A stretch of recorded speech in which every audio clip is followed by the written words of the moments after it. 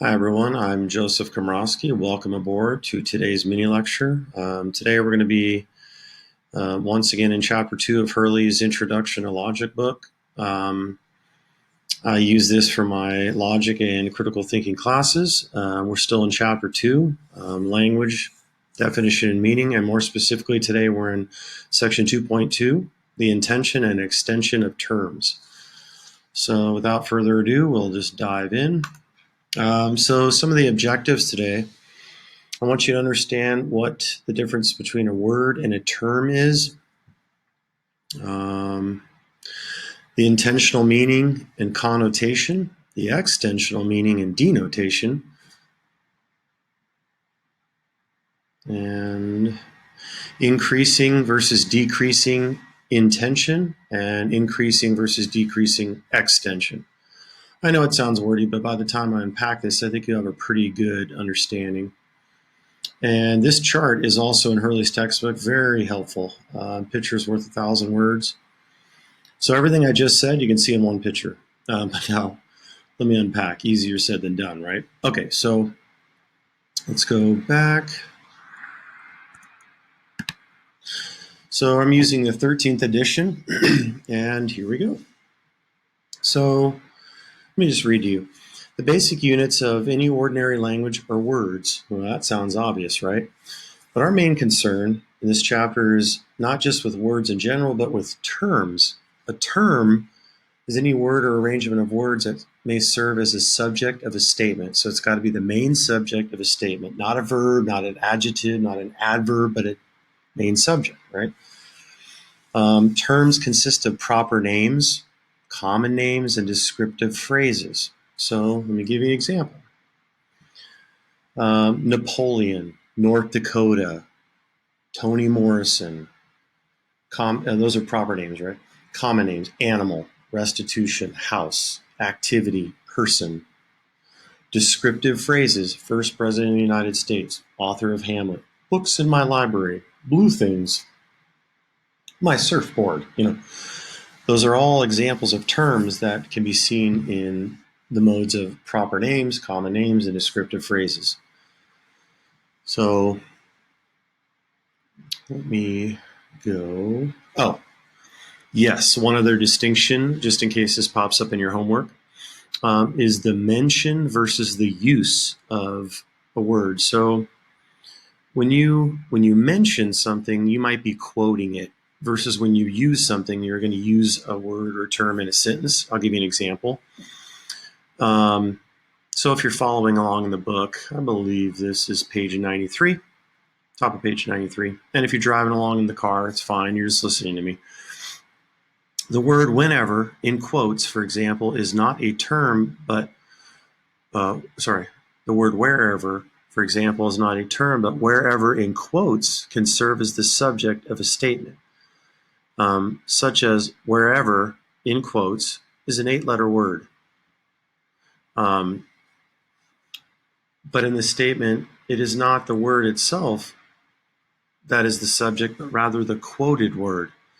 The word is said to be mentioned, not used. So if something's mentioned and not used, it means it's in quotes. You're talking about that actual word. On the other hand, wherever is used in this statement, I will follow you wherever you go. Now, in that sense, wherever is being used in the statement. So in distinguishing terms from non-terms, one must be sure that the word or group of words can be used as a subject of a statement. So I just want you to understand the distinction between used and mentioned. Mentioned, you're quoting something. Used, it's being used in a sentence. Now on to, yes, that picture that I was telling you. On the bottom of page 93, once again, a picture's worth 1,000 words. So right here in this picture, we can see extension, we can see intention, we can see connotes versus denotes. What's the bottom line going on here? Okay, so this is a word, inventor, right? You can think of a bunch of different things. You can just think of a word. That could be the main subject of a sentence. Surfboard, inventor, car, cat, dog, God, orange tree, right? You can think of all kinds of things. Mount San Antonio College, Cal State University, San Marcos, California. Whenever you think of a term like that, it can be connoted and denoted simultaneously. So at the same time, you can think of an inventor in one way, and then you can also think of it another way. So let me break down what's going on.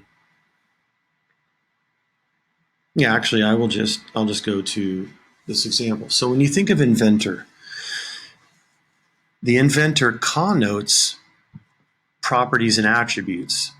And when it does that, it shows that this term has intention.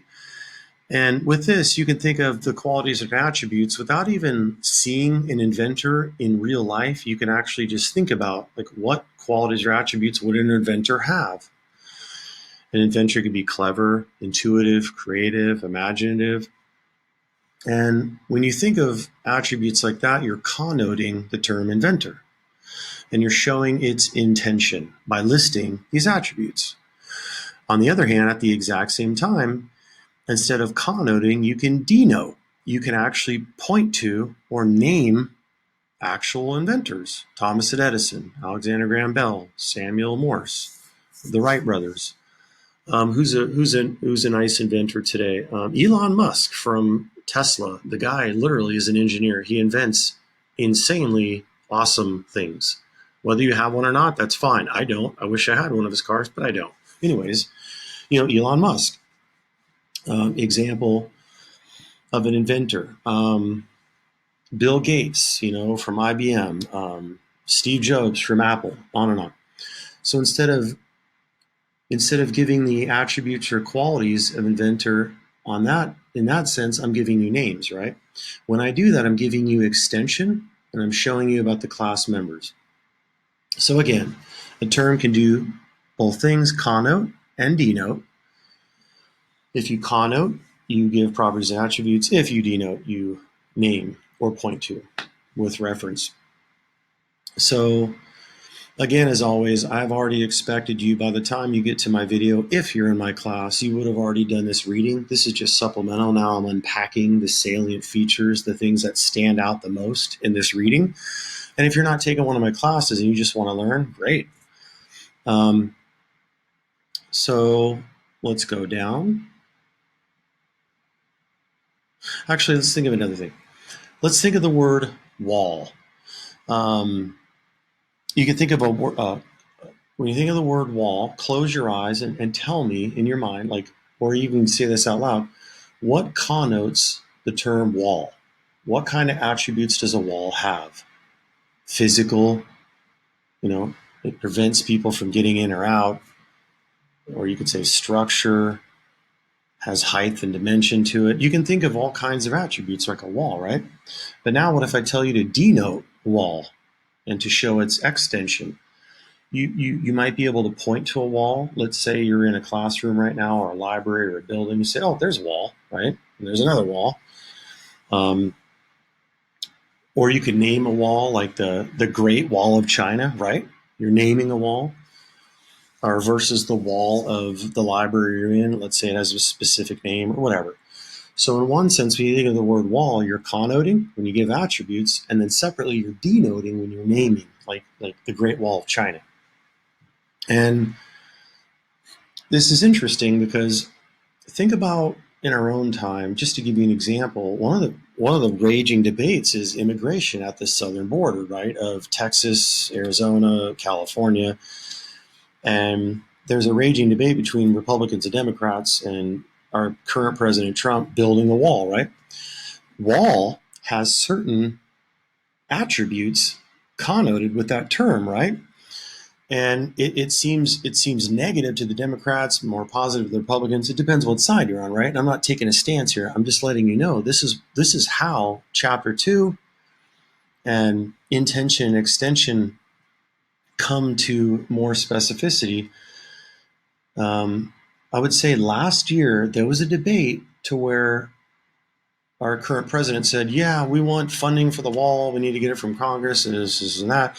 And then the Democrats said, yeah, we're not going to fund you for a wall, but we might fund you for a barrier. If any of you remember that, great. If not, no problem, right?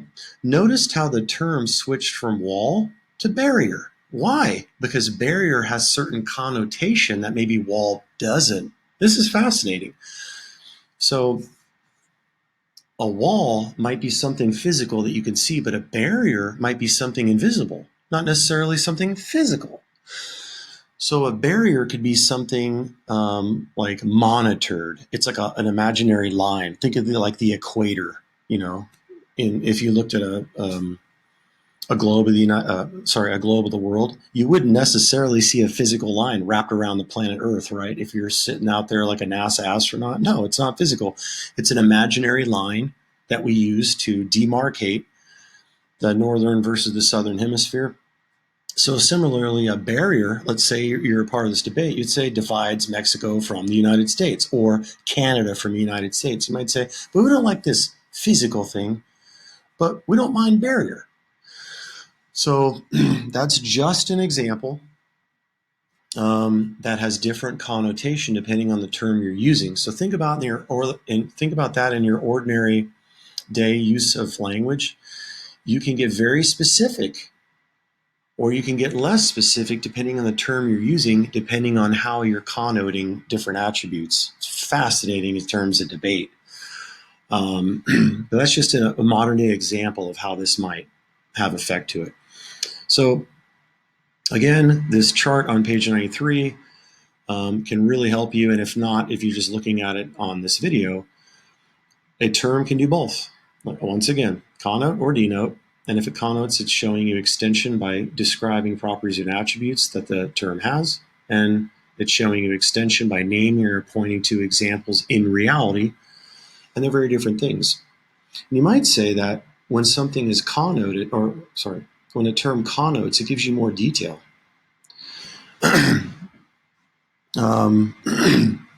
Versus denoting, let me give you an example. Let's say somebody says, hey, what's a cat, right? They use the word or the term cat. And then I point with my finger, there's Weizen, my cat. And somebody goes, oh, okay. Well, what if I said, well, a cat is something that has 4 legs, it's an animal, it purrs, it has fur, it can cuddle up with you sometimes, it can scratch you, it can claw you. Am I giving you more detail when I point with my finger saying there's Weizen and naming something? Or am I giving you more detail when I give you its attributes, right?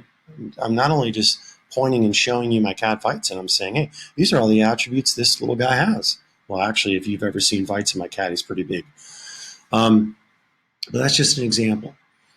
So let's move on. Yes. Then he talks about empty extension. And empty extension would be something that doesn't exist. It might have existed in the past, or it might not ever have existed. I'll give you an example. I love Lord of the Rings. I love Game of Thrones. Whew. So let's stick up the term dragon. Oh yeah, dragon, baby. So when I ask you to connote dragon for me, what do you think of? What kind of attributes? Maybe fire breathing, maybe flying, has scales, it's huge, it's very intimidating. I can name a whole list, right? These are things that if the dragon were to have existed, it would have these attributes, right? If I connote. But it turns out dragons don't actually exist in reality, so they have no extension. And Hurley will say they have empty or null extension. You don't like dragons? Fine. Let's go with Harry Potter. You know what I'm saying? Harry Potter. If we connote some little kid with a wand goes to a school, right? He's part of an organization within the school. I forget the 4 orders. Man, I used to know them all. It was kind of fun, but I forget. So we're connoting, right, about Harry Potter. But if I were to ask you to denote, say, does Harry Potter exist? No, you can't denote. You can't point to. If you say, well, I can name something, yeah, but that's naming as if Harry Potter existed, but Harry Potter doesn't. So what Hurley will say is, you can have a term that has intension but not extension, and it might be something that has existed but doesn't exist now, or has never existed. So that would be referring to null or empty extension. And he gives you a list. He says, things like unicorns, leprechauns, gnomes, elf. While these terms have empty extension, however, they do not have empty intension. It means you can think of what these properties and attributes would be like if they existed, okay? Yes, and we'll move on from that.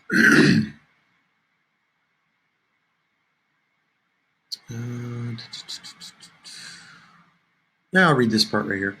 The fact that some terms have empty extension leads us to an important connection between extension and intension, namely that intension determines extension.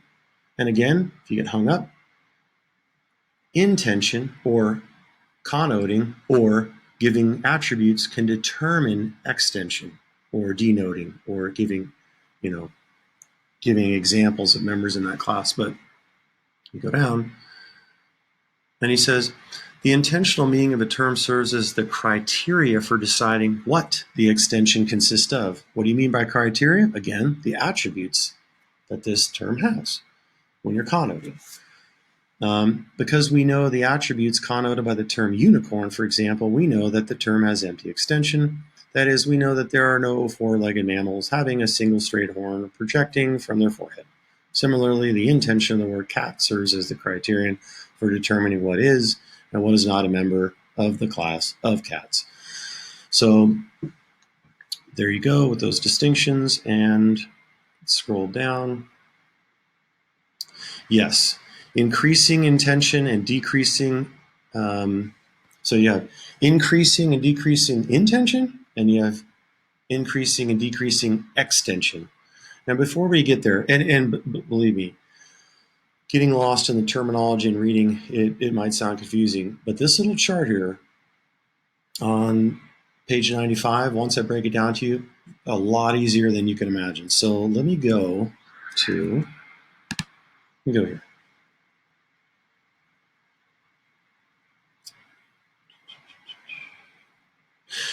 Increasing and decreasing intention.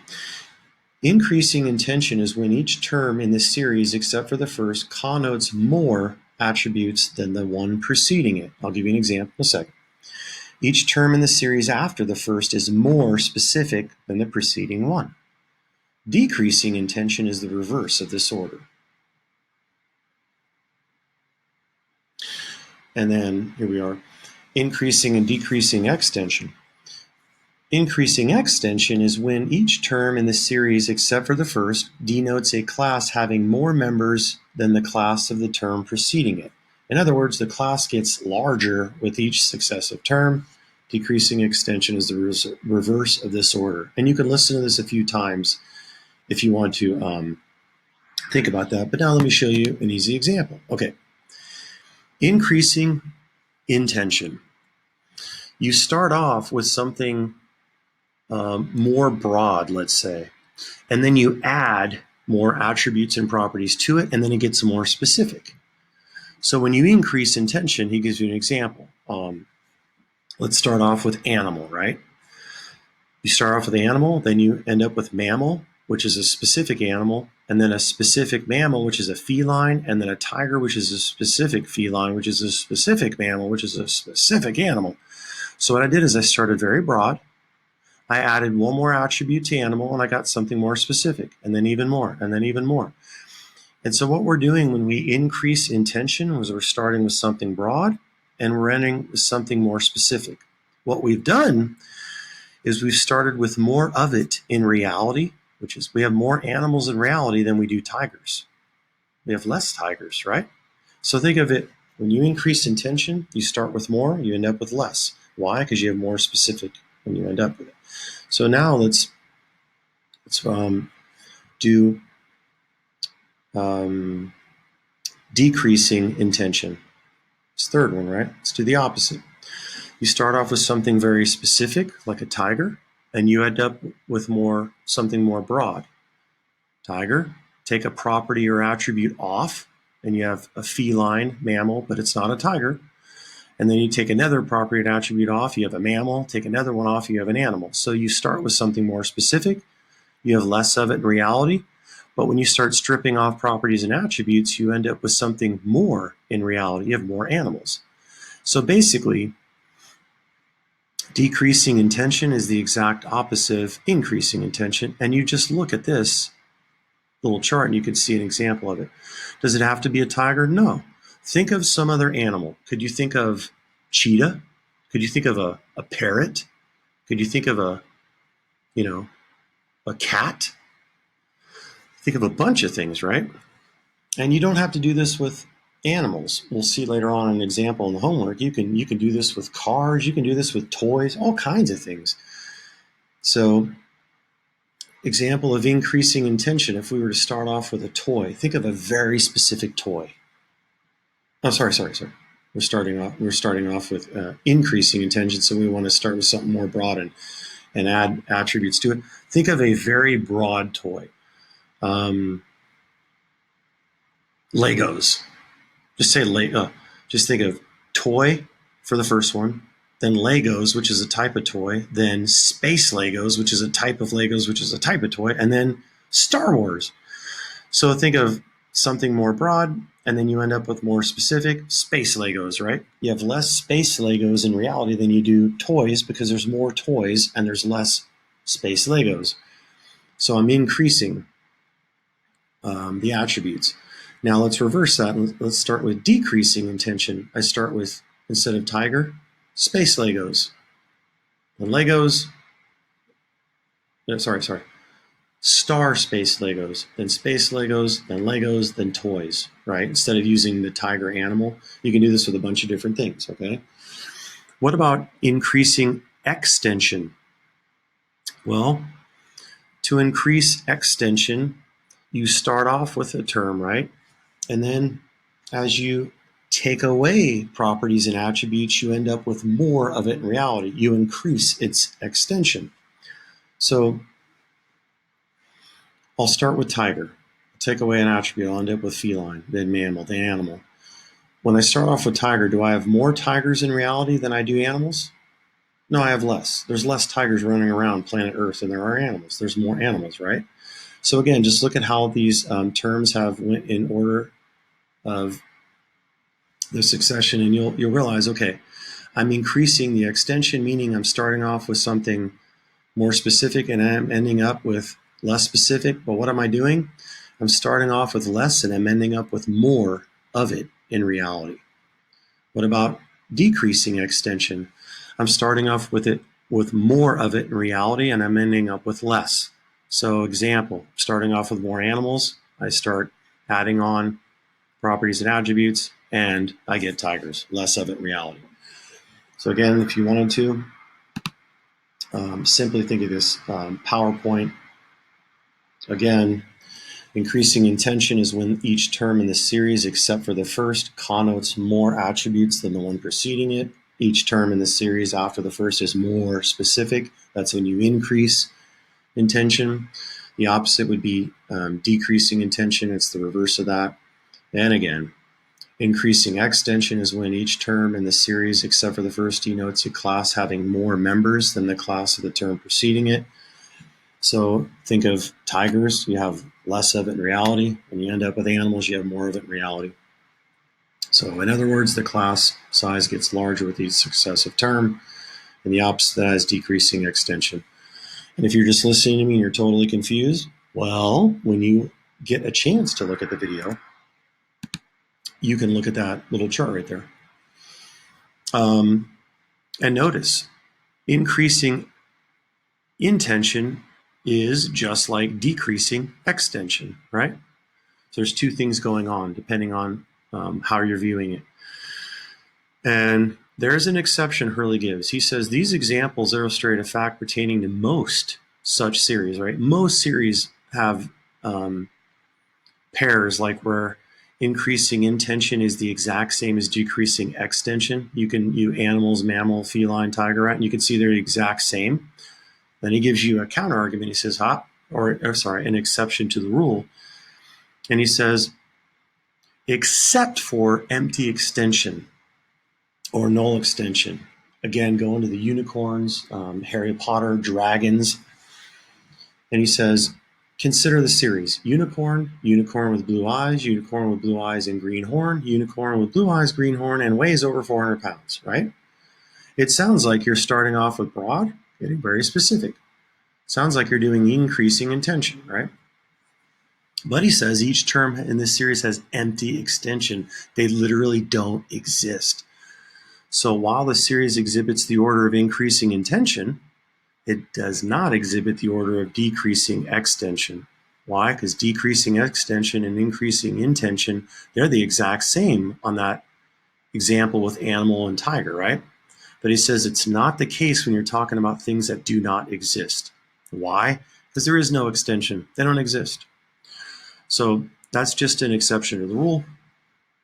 And I think that's about it for unpacking what's expected of you in this section. But now let's go to an example, right? So in Hurley, he gives starred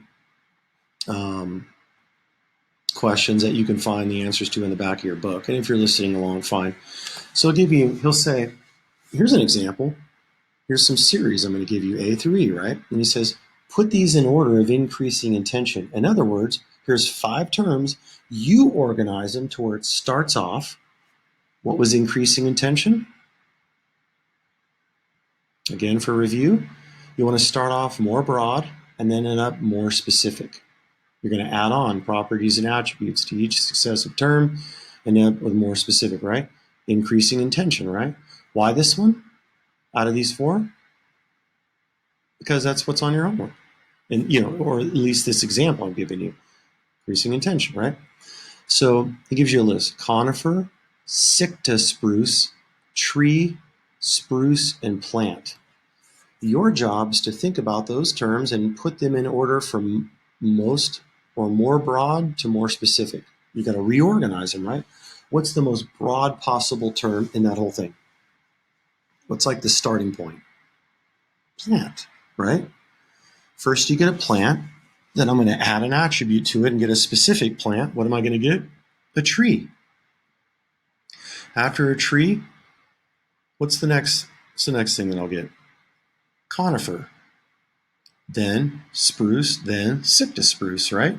So if you see these in order from starting more broadly to more specifically, we'll start with plant, then tree, then conifer, then spruce, then sicta spruce. So each of these examples here, same thing. Start off with the most broad, end up with the most specific. We'll do another one. So we have Italian sports car, vehicle, Maserati, and sports car. What's the most broad term? What's the starting point for all of this? What would it be? Would it be car or vehicle? What's more basic? Vehicle. Then we get car, right? Car is a type of vehicle. Then we get sports car. Sports car is a type of car, which is a type of vehicle, right? Then after sports car, do we get Italian sports car or do we get Maserati? Which one's less specific? Italian sports car. And then the most specific of all, the final term, Maserati. So again, these are scattered. You want to organize them from most broad to more specific. Most broad is vehicle, then car, then sports car, then Italian sports car, then Maserati. And that's just increasing intention. Now, what if I were to ask you, take those terms and do increasing extension or decreasing intention or decreasing extension? Doesn't matter what I ask you. Just look at the example of how we did animal and tiger here. Then go down and see how you would organize them here. Pretty easy. And that is about, I would say,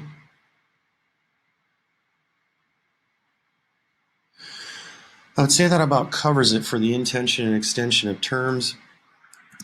And again, what's the bottom line of this? Well, more broadly, we want to think about how we're using language, what kind of meaning is associated with the terms we're using. So if we connote versus denote using terms, we're going to get really specific details of a thing versus naming and pointing to a thing. And that matters because we'll see in the grand scheme of things, when we're talking about critical thinking and logic and the analysis of arguments, whenever you have an argument and you're trying to show somebody a conclusion based upon facts, evidence, whatever, these terms are definitely going to matter, and each term is going to have a certain